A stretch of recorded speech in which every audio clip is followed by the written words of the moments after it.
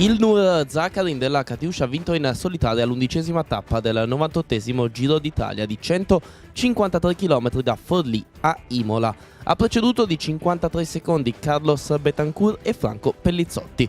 Il 25enne russo, protagonista di una fuga durata quasi tutta la tappa, è professionista dal 2012. Per lui, già vincitore del scorso Giro di Romandia, si tratta del 16° successo da professionista.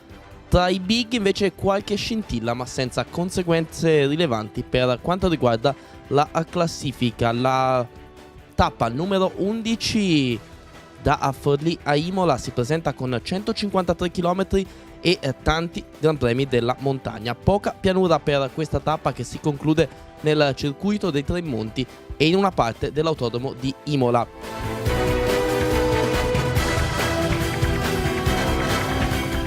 10 uomini allungano sul gruppo e conquistano un vantaggio considerevole nei confronti del plotone. Dietro pilota il gruppo la BMC, ma non riesce a chiudere nei confronti degli uomini al comando.